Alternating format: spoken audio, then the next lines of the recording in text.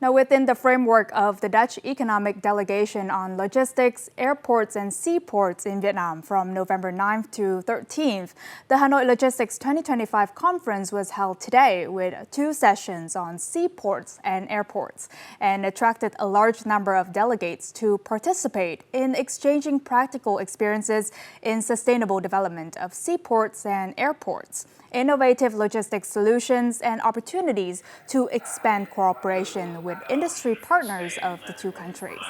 Now, according to information at the conference, Vietnam's trade sector is on a strong growth trajectory through 2033.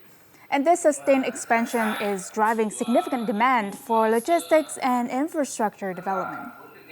Now, Vietnam's logistics sector is expanding rapidly, valued at around 40 to 42 billion US dollars and contributing 4 to 5% of GDP, according to KPMG.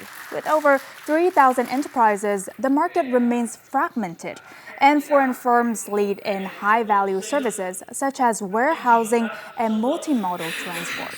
Logistics costs at 16 to 20% of GDP remain high due to infrastructure and digital gaps. Vietnam's strategy to 2035 aims to cut costs below 15% and upgrade logistics performance through technology and foreign investment. And these priorities align with Dutch strengths in sustainable infrastructure, smart ports, and digital logistics, offering significant potential for cooperation. Now, together, both nations are focused on modernizing and enhancing their airports and seaports, improving connectivity, trade efficiency, and infrastructure resilience.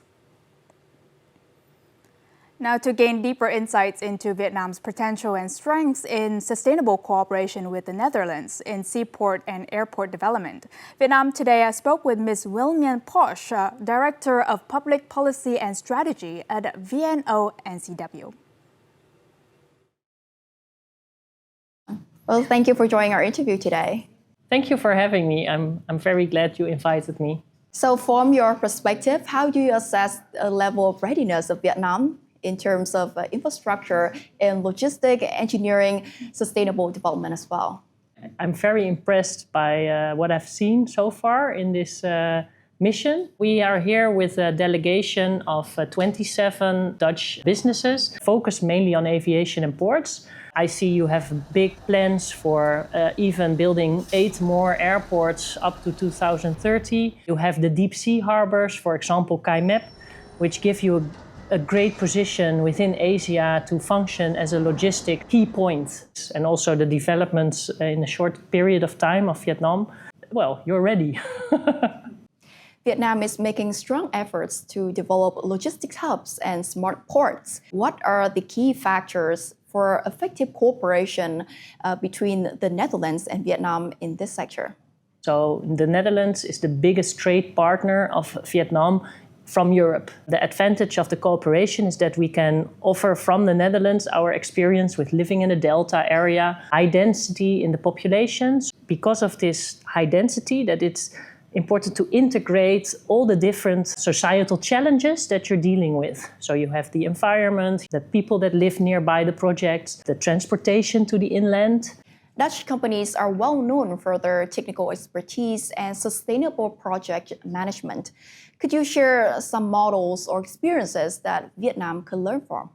I lived for 4 years in Ho Chi Minh City, and I see that Vietnamese are very adaptive by spirit. When something changes or you are confronted with climate change or water, you can adapt easily to that. So this is something we can learn from you. On the other hand, I think the Dutch are already common to working internationally on many projects throughout Southeast Asia and also in other areas. We can bring in that expertise to work with local partners here. And many also of the delegates that we brought this week to Vietnam, they have representative offices or partner organizations that they work with. Digital transformation is accelerating across many sectors, especially infrastructure and logistics.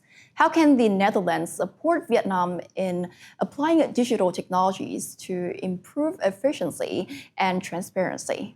Digital transformation relates a lot also to a more sustainable and durable development. So Vietnam has a lot of challenges, but also aims to be more energy sufficient and less reliable on sources that are scarce. If you plan, for example, your airport or your harbor like a digital twin, and you have actual input from data from the ships that come in, you can be much more efficient. Thank you for your wonderful insights. It's a pleasure to have you here today. Thank you very much.